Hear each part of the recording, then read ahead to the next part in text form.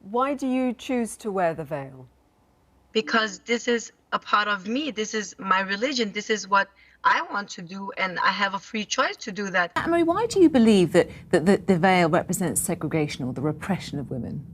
Well, I mean, if you look at the countries where it is compulsory, there is no choice. And even in this country, there isn't a lot of choice. I mean, we have schools in this country, and not universities or colleges, but schools where 11, 12-year-old girls, this is the compulsory uniform. And we have to identify that there are thousands of women in this country who are being forced to wear Akila, do you feel repressed? Do you feel that, are you one of the ladies that Anne-Marie is talking about here? No, not at all. What do you say to her about that? I wear the hijab obviously through my own choice, and I think if we're talking about the niqab, there are women who also wear the niqab through their own choice. Sure. And these women who I've met and who are my friends, they are very determined, strong, confident young women who are very articulate and very gregarious. I mean, after a few moments of speaking to them, you wouldn't think that their identity has been concealed or that they're suppressed in any shape or form. Well, I mean, their identity is being concealed, their face is covered. But it's their choice, that's not and maybe up for that's debate. the most important thing. Well, fine. I mean, but let's talk a little bit more about the women who are being forced to wear it. And I think the idea that 11-year-olds having compulsory uniform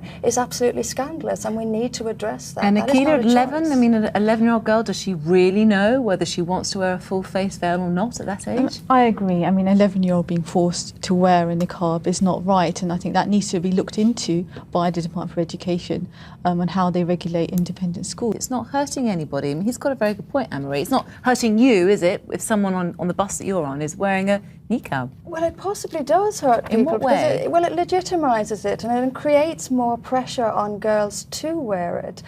We've spoken exclusively this morning to one woman in Denmark who says she was issued with a fine last week for wearing a niqab. I was at a mall with a friend. I just got off work, and we were like going up the escalator.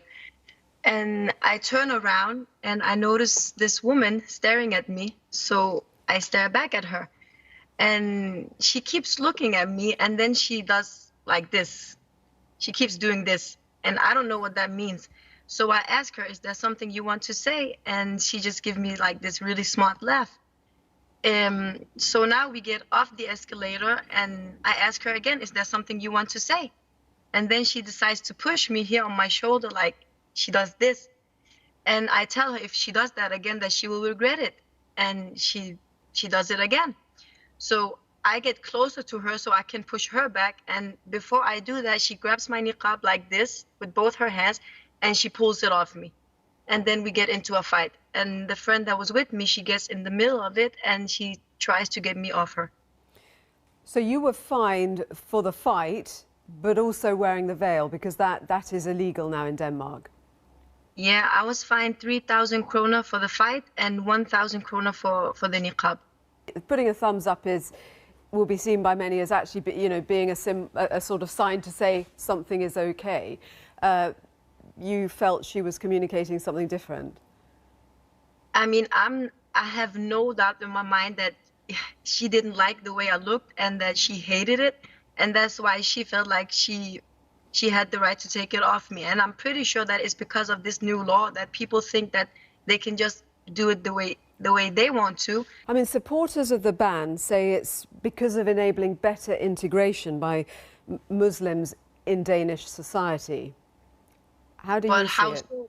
How so? Because I work, I study, I've been working all my life, I work full time, and I'm also a mom. I mean, I provide just as much to this society as everyone else does. Just because I cover my face does not mean I don't have a face under it. She couldn't see beyond the veil. It was something that came between the two of you and actually led to potentially a different outcome. So would you go back to the shopping centre wearing the veil again? Yeah, I will. And you run the risk every time of being fined? I run the risk every single time I go out in the morning to drop my kids off to school. Every time I want to go out and do the laundry. Every time I just step outside of my door, I don't know, I can be attacked. I can be so much because I'm the criminal. Will you pay the fine? Yes, I will.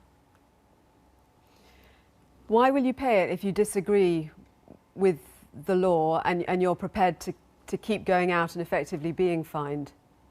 because not paying the fine is just another break of the law, and I don't think that this is okay for them to ban. But if I get a ticket, I will of course pay it. That's what I told you before. But I'm not going to surrender and take it off and say, okay, just because you give me a fine, then I will not look like this. I didn't do anything wrong. I'm just being me.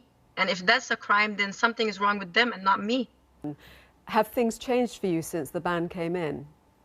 Yeah, I feel like people have become more aggressive, and they feel like they have more of a right to say what they want and do what they want now. Before, it was just people shaking their head and making comments, but now like people get really close to me and they are really aggressive. 1, 2, 3, let's go!